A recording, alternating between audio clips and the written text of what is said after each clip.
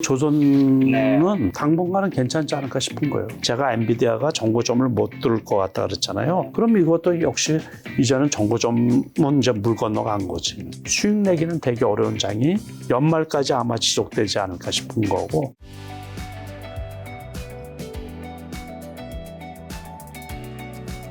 자, 최근에 오랜 침체기 벗어난 조선주가 올 들어 꾸준한 이제 오름세 보이고 있는데 실적 개선세가 뚜렷한 데다 LNG 운반선, 암모니아 선박 등 부가가치가 높은 선박 수주, 고환율 환경이 유지되고 있어서라고 하는데 슈퍼사이클 맞이할 것이라는 전망도 나오잖아요. 맞아요. 여기 조선은 몇 년치 일감이 벌써 확보가 다 된 거로 알고 있거든요. 그래서 이제 그 덕에 지금 많이 올라왔던 거죠. 그래서 앞으로도 당분간은 괜찮지 않을까 싶은 거예요. 실제로 대장주들을 보면 HD, 현대중공업 요즘은 좀 빠지고 있네요. 네, 요즘에 좀 빠졌네. 한국조선해양 거의 비슷해요. 그거하고 고점 찍고서 이렇게 꺾인 거죠. 꺾였으면 이제 좀 이 정도까지는 떨어져도 되죠. 이 정도.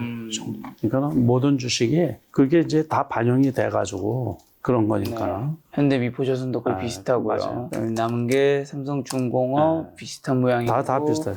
하나오션은 조금 다르긴 하고요. 조선주 앞으로 투자 좀 어떻게 보시나요? 그러니까 이것들도 아까 우리가 대장주 봤잖아요. 그러니까 그걸 가지고 지금은 조금 좀 그렇고 무조건 이렇게 이제 그 대장주를 이렇게 보고서 그러니까 장기 투자하기가 상당히 어려운 거예요. 이제 고점을 찍고서 내려오는 것들 있죠. 그런 것들은 일단은 투자하기가 어렵고 그러니까는 바닥 확인하고서 이제 하는 게 좋죠. 이런 경우도 벌써 여기서 이게 그래프가 꺾였잖아요. 그러면 더 떨어질 가능성도 있거든요. 실적이 좋다고 하더라도. 그렇죠. 그러니까는 뭐 17만 원, 18만 원도 애매하고 벼랑간 이게 이런 것처럼 대량 거래가 수반되면서 뚫고 올라가기는 쉽지가 않거든요. 이런 거는 이제 지수하고 관련이 있다 이렇게 보시면 돼요. 지수. 어쨌든 코스피 지수가 요럴 때는 이제 제일 높을 때 이제 그랬었는데 그때 급락을 한번 맞고서 다시 이렇게 신고가 근처까지 왔잖아요. 그러면 이제 할 걸 다 한 거지. 그 다음에는 지수가 아직 정체되어 있으니까 지수가 밀리면 더 밀릴 수도 있죠. 그렇게 보시면 돼. 이제 지수하고 키 맞추기로 하면서 이렇게 보시면 되는데 신규 투자하기는 애매한 거예요. 지금 포지션이.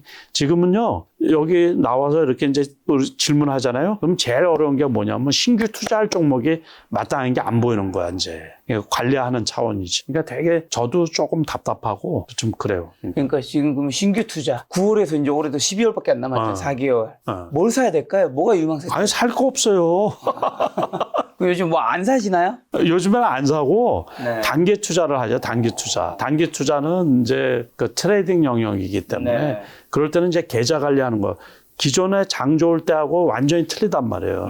그러니까는 장도 안 좋은데 그걸 변동성이 엄청 심하거든요. 하루에 20% 왔다 갔다 하는 종목도 엄청 많아요. 근데 장이 안 좋다고 하기에는 어쨌든 뭐 반등은 했으니까 이렇게 뭐 안 좋은 위험하고 뭐 그런 상황은 아닐 수 있잖아요. 딱 그러니까 이제 직접 우리 그 김 작가 같은 경우는 트레이딩으로 하는 건 아니잖아요, 주식을. 그렇죠, 맞습니다. 그러니까는 이제 조금 그 시장을 잘 못 읽겠죠. 잘 모르는 부분들이 있거든요. 근데 시장이 되게 어려워요. 그 개별 종목으로 이렇게 보면. 그러니까 지금은 지수도 많이 안 빠지고 삼성전자 같은 것도 뭐 크게 7만 원 초반까지 떨어지는 것도 아니고 그러다 보니까 시장은 괜찮은 것 같은데. 삼성전자 지금 75,800원. 이게 이제 88,000원까지 갔던 건데 요때는 또 12만 전자, 10만 전자 얘기가 많이 나왔던 거거든요. 그런데 지난번에 요때 그 7만 원까지 왔었던 거 아니에요? 급락하던 날에. 요거 급락하기 며칠 전에 증권사에서 12만 원 목표 주가 발표했다고 들었습니다. 그렇죠. 그거 기억하시죠? 그런데 이렇게 급락을 하는데 이게 다시 여기 제가 하나 물어보고 싶은 거예요. 이제. 그러니까 맨날 질문만 받다가 한 번씩 해야지 이제 여기까지 가겠어요? 안 가겠어요? 뭐 원하시는 답은 안 갈 것 같다고 하시고.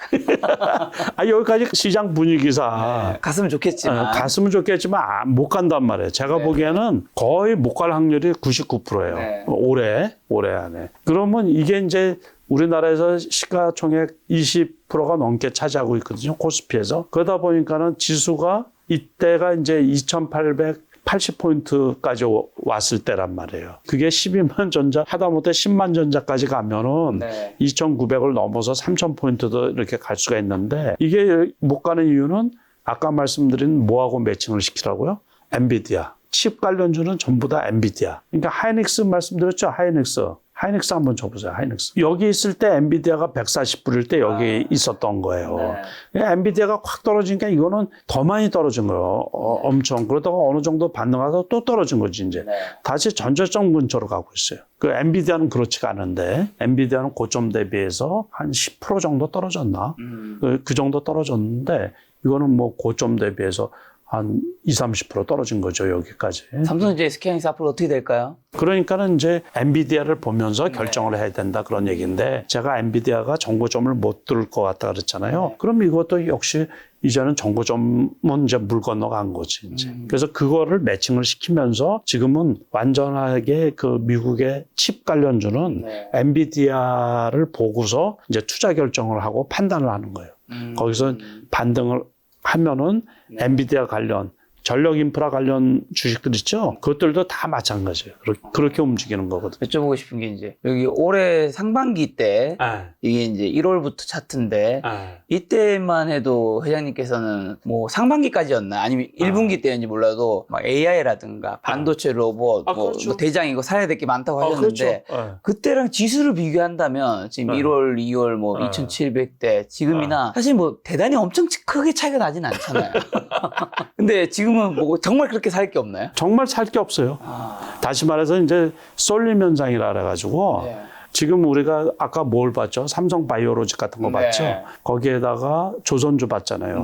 거기에다가 방산주를 이제 보면은 현대 롯데미나 뭐 이런 것들은 많이 올라왔거든요. 바닥 대비해서. 아우 많이 올랐네요. 올랐죠. 우리가 이제 작년에 이거 봤을 때 2만 원 초반일 때 나오고 얘기한 게 기억이 나는데 그러니까. 기억 안 나죠? 기억이 안 납니다. 그러니까 안 샀겠죠. 그런데 저런 것처럼 올라온 종목들도 꽤 많이 있어요. 그러니까 하나 에어로스페이스도 그렇죠, 이만큼 올라왔고 그것도 20만 원 초반이었는데 엄청 많이 올라왔거든요. LIG 넥슨도 뭐 많이 올라왔을 거고. 그래서 이쪽에 올라온 부분들이 많이 있기 때문에 금융주 중에서는 이제 그런 종목들이 있고 그러다 보니까 금융주에서는 뭐가 많이 올랐나요? KB금융 한번 쳐보세요. 많이 올라왔잖아요. 그러니까 이제 이렇게 올라온 종목들이 많이 있기 때문에 아까 말씀하신 대로 그래 연초에는 그래 2,500도 안 되고 막 그랬을 때 그쪽만 이제 집중해서 그게 올라가고 그때는 이런 주식들이 안 올라갔단 말이에요. 일봉으로 이렇게 보면 여기 24년 1월 달이잖아요. 이럴 때는 이게 쌌었단 말이에요. 그러니까 다시 말해서 지수 대비해가지고서 이제 올라온 종목들이 골고루 많이 있다 보니까는 지수 그쪽은 괜찮은데 그러니까 유행처럼 그게 그쪽에 쏠렸다가 이제 그쪽은 고점 치고서 이렇게 내려왔잖아요. 그러면 그쪽은 이제 다시 고점을 뚫고 올라가기가 되게 어려운 거예요. 하락장에서 반등만 있는 거예요. 반등. 그래서 칩 관련주 있죠? 칩 관련주가 다 그 꼴이에요, 지금. 집 관련주 어떤 게 있죠? 뭐 제주 반도체. 제주 반도체. 아이쿠. 이런 것도 그렇고. 한미 반도체도 요즘에 많이 떨어지긴 했네요. 자, 이거 보세요. 이게 이제 올라갈 때는 이렇게 올라가는 건데 고점을 찍고서 이렇게 꺾였잖아요. 이게 다시 여기 갈 수 있어요? 쉽지 않아 보입니다. 이게 뭐 관련주라고요? 반도체요. 반도체 중에서 자꾸 이제 HBM. 그렇죠. SK하이닉스랑. 그렇죠. HBM 관련된 엔비디아 관련 주식이란 말이에요. 그러니까 엔비디아가 꺾이면 제가 다 꺾인다 그랬죠. 이런 것들 말고도 또 스몰캡의 종목들 되게 많이 있거든요. 그런 것들이 다 이 모양인 거예요. 이수페타시스 뭐 이런 것들. 이수페타시스. 이게 뭐 테크윙이 상반기에 제일 많이 올라간 주식 중에 하나거든요. 이게 상반기에. 이런 것들은 이제 대장, 다시 말해서 시대를 이끌었던 그 대장주가 꺾이면서 그거는 10%밖에 안 떨어졌지만 이런 것들은 20% 고점 대비해서 20% 30% 이제 떨어진 그래서 살 게 없다라는 얘기. 많은 분들이 이걸 보고 뭐 이제 고민하시는 게 이제 어떻게 보면 작년에 좀 비슷한 그림이 쓰는 게 2차 전지가 고점 그렇죠. 내려갔을 때 그렇죠. 반등을 할지 아니면 이제 떨어질지 해서 이제 고민이실 텐데 지금은 그거를 참고로 하시라는 얘기. 2차 전지처럼 조금 될 위험도 있다. 그렇죠. 조심해야 된다. 어떻게 생각을 하면 되냐면 시대를 이제 선도하는 게 어쨌든 미국 주식이란 말이에요. 그렇죠. 거기가 기술도 뛰어나고 돈도 많고 이러다 보니까. 그래서 테슬라가 2019년 하반기부터 11월 달부터 올라가기 시작을 했거든요. 그래서 2020년에 이제 코로나가 생기면서 팍 떨어졌다가 이제 그게 엄청 많이 올라갔죠. 네. 그러면서 2차 전지주가 이제 국내 2차 전지주가 지난해 같은 경우 이렇게 크게 올라갔던 거거든요. 그리고 작년부터 이제 챗 GPT 관련해가지고서 엔비디아가 급등을 하기 시작을 하니까는 작년에도 물론 한미 반도체 같은 거나 이스페타시스는 많이 올라갔는데 올 상반기 때 이 엔비디아가 액면 분할하고 140불까지 올라오면서 전 세계적으로 AI 열풍이 불면서 이제 칩 관련주가 올 상반기에 국내 주식에서 많이 올라간 거거든요. 그래서 그런 게 이제 고점을 치고서 이렇게 내려오면 그때는 대량 거래를 수반하면서 이제 올라간단 말이에요. 올라갈 때. 그런데 꺾이잖아요. 그럼 계속 꺾이기 때문에 여기서 신규 투자를 하기가 되게 어려운 거예요. 이 물량 첩첩이 이제 매물대가 돼버려요. 첩첩이. 그래서 지금은 그 아까 질문하신 것처럼 신규 투자하기가 되게 어렵고 그렇지 않은 이렇게 매물대가 없는 주식이 어떤 주식이냐면 한참 쉬었던 그 신규주들 중에서 한참 신종목들 있죠. 뭐 이런 것들이나 아니면은 그 바이오주들 같이 새로운 쪽에서 많이 횡보했던 종목들 이런 것들이 이제 한번 특정 세력이 이렇게 매수가 들어오면서 이제 급등하는 경우가 있거든요. 그러니까 투자를 하는데 지금은 한번 고점이 꺾인 종목들 이런 섹터 이런 것들은 다시 투자해서 수익 내기가 되게 어렵다는 얘기죠. 네. 자, 오랫동안 그 많이 쉬고 있는 네이버가 네이버. 이번에 좀 꽤 올라왔어요. 카카오도 조금 올라왔고. 카카오.